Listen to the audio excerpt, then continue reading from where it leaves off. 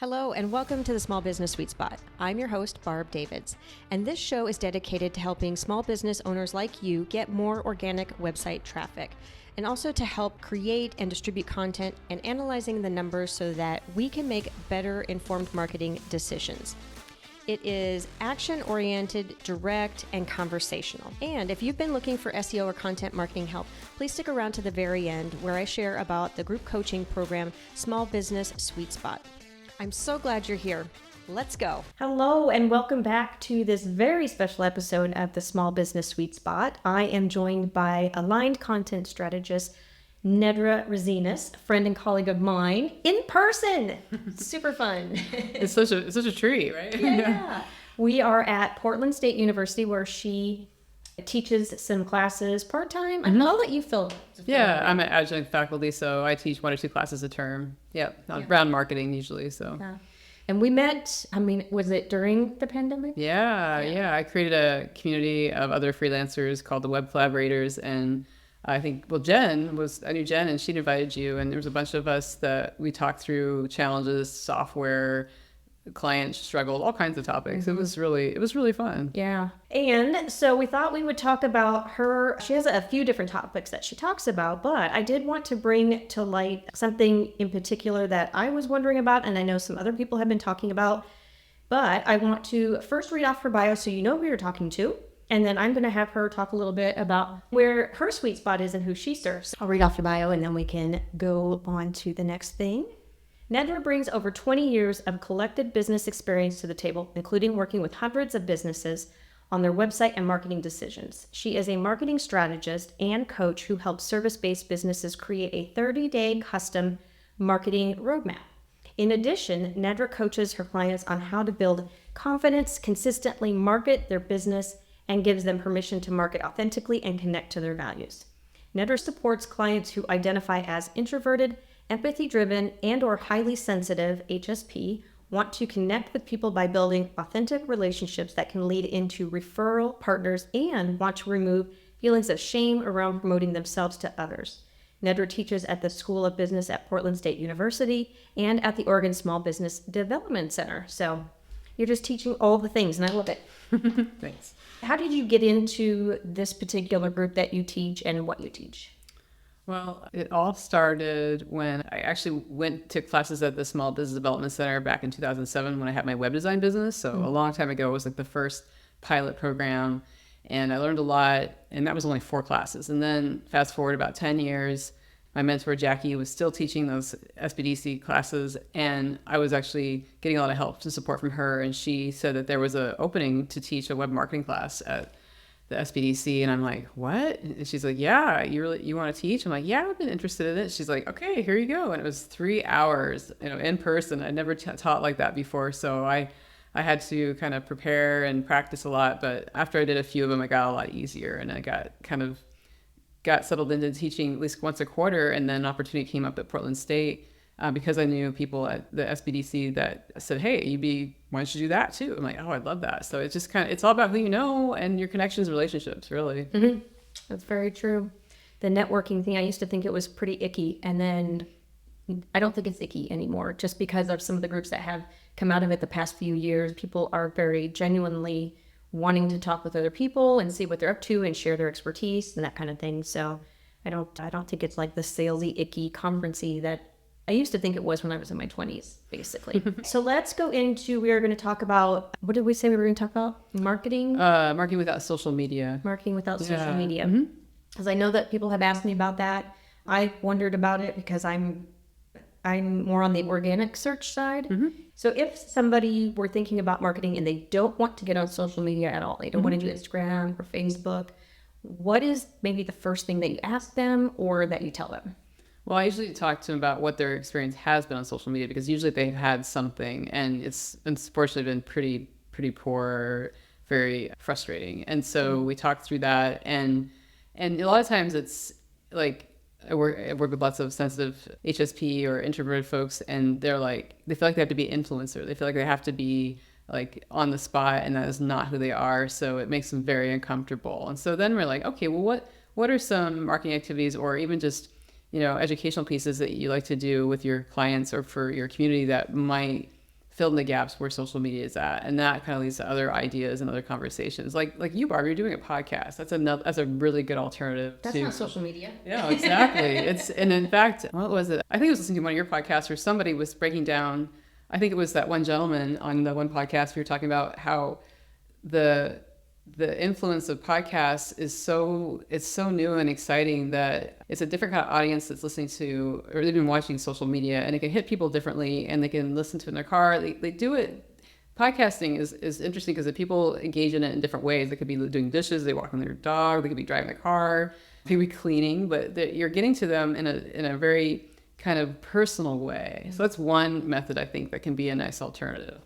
Yeah, that was Doug Cunnington. I love that podcast. All about podcasting. Yes, so. It was so educational. Yeah. Do you consider Pinterest a social media platform? Well, yeah, it is, but I think this is where it gets a little gray area. I think Pinterest and LinkedIn are both social media platforms, but they're just very different than they're very different than Facebook or Instagram or even Snapchat or TikTok. They're a lot quieter. So, Pinterest, I think if you have a product-based business, it can be really great because pins can last 3 months to years. They have a longevity, and there's no friend algorithm when it comes to Pinterest. So it's a different kind of model completely. So I think that can be really good. And then LinkedIn is very professional. People aren't, there's a certain threshold of what people put on LinkedIn, but it's usually pretty clean and pretty precise and very, very much on par what they do for their business. So I think I've known a lot of people that have switched over to LinkedIn and finding a lot of luck and feeling like that's the one social media they can do that doesn't make them feel icky or makes them feel like they can sustain it. That makes sense. The Pinterest pins amaze me because I had a client who did them, and she put up something, and something didn't take off for like a year. And it's almost like organic search where you just don't know when it's going to take off. And the friend algorithm, that was an interesting point because now lately with Instagram, everything's going crazy, and TikTok, that might not even stick around. Who knows? And all that kind of stuff. Is there any particular industries that work well with some non-social media marketing versus others? Well, yeah, I mean, I've worked with people that are very like the financial and health, and they're so restricted. Right? They're very heavily regulated, so they can't. They have to be careful what they say. They can't. I know at least I worked with financial people. They can't just share testimonials. They can't. There's a lot of things it's like almost like what can't they say is more than what they can say. So some place like LinkedIn could be great. It's not about posting. It's about connecting to people and having conversations in DM sometimes, and so that can be really powerful. And even law firms, I've worked with lots of law firms, and they can really have success on LinkedIn because then they can connect. Actually, because a lot of times the lawyers I worked with actually got more work from other lawyers and law firms, not necessarily. That was exactly how they, it was like that was a referral partners. That was very powerful. So to get on LinkedIn and be top of mind with other people and connect like that can be really powerful and impactful for them. Yeah, I was on LinkedIn and I kind of stepped away from it for a little bit. I think that the service-based small business owners that I serve, I mean, I've gotten a lot of connections in the network, in the industry or complementary industries. But as far as like where the people that I normally work with, they don't tend to be on there as much. There are some, but they're just not there as much. I feel like it's still very much B2B there. Is that what you think too? Does it? Oh yeah, definitely B2B on LinkedIn. Yeah, that's absolutely, yeah. What can somebody ask themselves to say, okay, what do I need to ask to say, where do I go? Or what should I consider first? I think the first easiest step is to, are you doing an email newsletter? Because that's what I've seen a lot of people do that maybe had even like a Facebook group. They migrated their community onto an email newsletter and had a lot of success. And email newsletters, you can have, again, it's almost like, it's all like podcasts. You have a like much deeper relationship, much more intimate.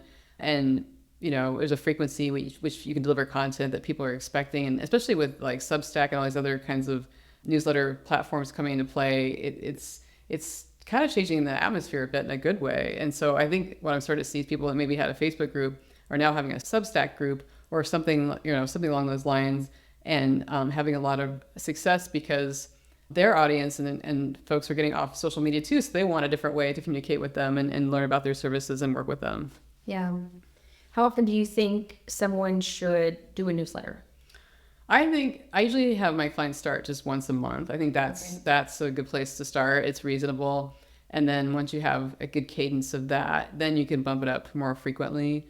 Right now, I'm doing a weekly newsletter and starting to see some good traction with that, but it takes a lot of work. So, and you have to be careful, just like understand how to plot it out. Just like your podcasting, you have to make sure, what you're going to talk about, and it's good to plan it out and then batch it, same thing with the newsletter if you can.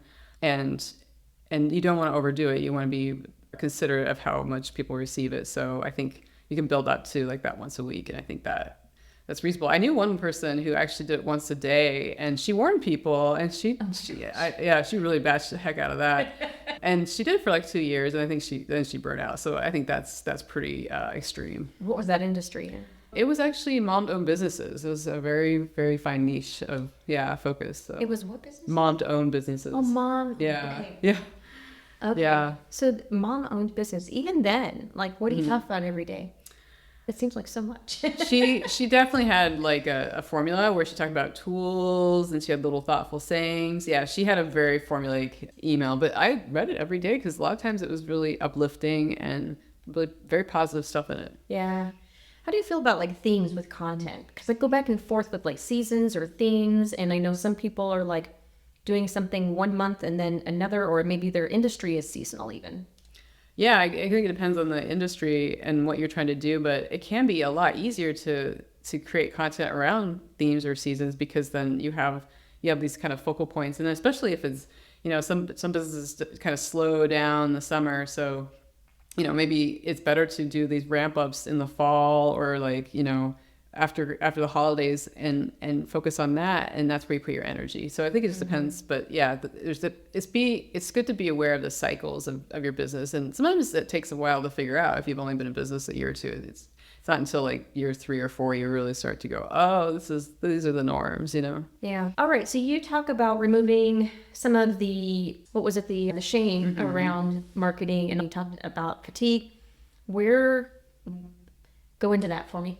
Yeah, of course. Yeah. Like a lot of times, I have people in my community or potential clients that, they think marketing is one thing, and it's really, there's so much cookie cutter, like styles of marketing that are just like, you must follow this, you must do these things, and you will find success, or you will get these clients. And so these, I've been guilty of this too. I'll do whatever they say, and then it doesn't work. And I'm like, what did I do wrong? Well, yeah, because it's not for me. It wasn't custom for me. And so I have this special ability to help my clients see what makes them unique, because they are their business. They are who they are, they're selling themselves, and that's why people come to them. So I think they lose track of who and why they're special, and what even maybe why they got into business in the first place. They're just kind of like burnt out and stuck. And so I can help them kind of unravel and open up some possibilities, and give them permission to do things in maybe a way in marketing that they think they can do, but they're too afraid, or they're afraid somebody's going to shut them down, or there's all kinds of reasons. We all feel like that sometimes, and really empower them to take a path that's less traveled, but also a lot more opportunity, because people aren't doing it all. It's something a little different. Yeah, and I like that a lot, because I do feel like there's a lot of, or I run across them actually just when they, cold email you and they have this pitch, and you can tell already they don't even just give a crap at all about your business, and they're just saying, oh, you need this, but they give you the wrong name, they give you the wrong industry, or like in my case, they'll be like, oh, you're not ranking for this keyword. Yeah, I don't want to. What? Like, it's just zebras. I don't want to rank for that. So anyways, and then in terms of fatigue, what can you talk about there? I know that I can actually say that just recently I've been feeling that with Instagram, trying to keep it like, okay, don't worry, it's just because I've been out there for like a year straight. And I know that it's been about, like, I can do stuff for the clients, right? Like, that's what I'm here for them. But for me, trying to figure stuff out for my business, it's still a learning process in terms of getting in front of the people, because nobody wants to do digital marketing technically. Like, SEO is a very dry subject for a lot of people. Right. So trying to find a fun way to put that's not so fun when I'm not necessarily, I'm very, what do you call it, this or that kind of. And so I have definitely felt the fatigue of putting stuff out there and not seeing it necessarily do too much. Mm-hmm. So let's say I came to you and I'm like, "Ugh, I'm fatigued." Yeah. I wouldn't say that, but Oh yeah, I know what you mean. And that's so common. Like a lot of times I have people come to me, they've been doing everything and trying it all and they're exhausted, or they're frozen because they have that perfectionist issue where everything has to be perfect and it has to be just so, and then they're not doing anything. And then there's maybe some in between. And it's all understandable, especially in the world that we live in and the pressure we're under to, because I mean, the problem is with social media, you go on there and you compare yourself and then you just feel crushed within like minutes. It doesn't take much at all. I've definitely felt that way a lot. So I try to minimize my social media these days. Yeah. But I think speaking to what you're talking about, like, finding maybe, let's take an example like with social media. Sadly, people think they have to be on all the platforms all the time. And that's part of the fatigue of exhaustion. So maybe you just pick one and stay on that do an experiment, maybe 2 to 3 months, and see what you can achieve in that time, and just do these short little experiments. That's what I like to do with my clients, is help encourage them to do this and slowly unravel what is possible, instead of trying to do it all at once and then you're like burn out and you're like, I don't want to do this ever again. Which is sadly a lot of the other marketing programs really push you to do that. Yeah. In terms of referrals and referral marketing, I know we were going to maybe touch on that a little bit. Sure. But what is like one of your best pieces of advice to get started with that type of marketing? Yeah, actually, it was advice that was given to me many years ago in a co-working space. I was one of the owners. I was having a hard time with my web design business and was struggling to find clients. And she's like, you should reach out to people kind of like, they call it like shoulder industry, or, very similar to you. In that case, for a web designer, that could be a videographer, it could be SEO specialist, it could be a graphic designer. There's a number of people, and tell them you're looking for work and you want to collaborate, or you can refer each other. And even, she's like, even reach out to other web designers, because you probably don't do the same thing. And I hadn't really thought about it like that. And I was like, wow, that's really smart. And so I actually started doing that. And within months, I had these collaboration projects where I was working together with folks like that, and I had work, and it was more fun too, because I was working with people. So I think you start with people. The secret, like she was saying, is to work with other people that understand, have similar kind of clients as you. So it's an easy trade-off, or it's easy kind of to showcase like, oh, you should work with Nedra because I know she does great web design and this is what she does. Like, it's easy for them to say because they understand it. Like, whereas maybe someone who doesn't overlap with web design very well is just like interior designers, like, I don't know what she does. It looks good to me, but I have no idea about the details. Whereas a graphic designer can vouch for you much closer and is investigating your work, and then if they even worked with you, can be like, okay, she's easy to work with, yada yada yada, that kind of thing. So I think that's one of the easiest places to start. It takes time, but it can be easy because it's usually people or you can start building a small network of people like that. Yeah. When we were talking about marketing strategists and that kind of thing, and your role as marketing strategist, how do you differentiate yourself from other people? Right. So I think the best way to talk about it is that I help people incorporate themselves into the marketing. I'm not going to give you some cookie cutter path that says you got to do these 8 steps and it's going to be perfect. I actually, when I create my roadmaps for my clients, it's very custom and very about them, and very so detailed. They're just, usually after I show them the roadmap, they're just like, whoa, you see who I am, you understand me better than I understand myself. And it's pretty incredible. And it gives them a chance to reflect and know what's possible. And I really emphasize marketing to be a little bit lighter and not this heavy thing they have to do, and actually give them permission to do less, and how to batch and be effective and repurpose, and just some things that they probably haven't thought of before that can make their lives so much easier, and actually give them permission to ignore a lot of things, because that's sadly in our culture where you have to feel like you do all the things all the time, and that's obviously not working for just about everybody. That's very true. Very true. Your favorite tool? Calendly has been a game changer for me. Like, I cannot tell you, Barb, what it's like, how easy it is to meet with people, to get paid for work, to get like questions answered. It's just been, I'm such a super user. They've actually contacted me multiple times to give them feedback.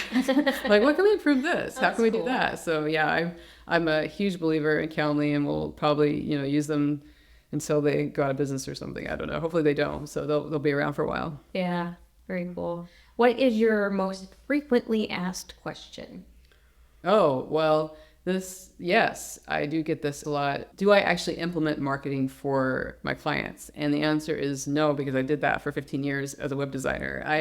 I know that my lane is to help make the decisions and do the strategy before you implement, so you can do a better job of it and hire the right people. Because a lot of times what I do with my clients is help them hire web designers, help them hire virtual assistants, help them hire SEO people, because they don't know how to hire anyone like that. And they're usually been burned or something, something's happened to them where they're skeptical. And of course they should be. So I can go in and actually, bring them really great people to interview and help them through the whole hiring process even. It's pretty powerful. So I may not implement, but I have other ways to help them find the implementers to do the job. I think that is very impactful, because it is difficult to find somebody that does all the things. So you do have to find individual people. And if you already know them and have vetted them and talked to them, then that makes it much easier for the small business owner, super hands down. Yeah. All right. If somebody were to walk away from this episode, what do you think the best takeaway would be for them? The idea of marketing maybe isn't what you think it is. It's really good to look outside the extroverted marketing world and see that there are alternatives that people are really seeking, especially when it comes to alternatives to social media, that you should consider and be curious about. So don't shut yourself off to marketing. There's a lot of great things you can be doing. Okay. And if somebody wants to learn more about the marketing that you do and the roadmap that you provide, how can they find you, and is there any resource you want to point them to? Yeah, my website I think is great, nedrazinas.com. And I also offer a really very helpful workshop once a month called Marketing Focus Days. It's the first Thursday of the month. And we're building a community in there of people. You get to meet other business owners like yourself. There's a lot of teaching, and there's also a really awesome time where you can work on your business. You're given that to 20 minutes or so where I set you off and you go and actually work on your business. You come back and you talk about it, and there's accountability. It's very powerful for a lot of people, and I've been doing it for almost a year. Yeah, I love that. All right. Well, thank you so much for joining me today and sitting down and taking the time and letting me and you use the space. This was great. So thank you. Oh, thanks, Barb, for inviting me. It's been a pleasure. Yeah. And thank you. I hope you enjoyed that episode, and stay tuned for next episodes to help your business thrive online. See you in the next sweet spot. Cheers. Thank you for sticking around. I hope you enjoyed the episode. If you're looking for SEO and content marketing help, consider joining the Small Business Sweet Spot. It's a group coaching program where you can get answers to your questions about your business directly and clarity around the marketing strategies that you would like to implement in your business. You can find all kinds of information at compassdigitalstrategies.com. And if you like the episode, please tell a friend. Cheers.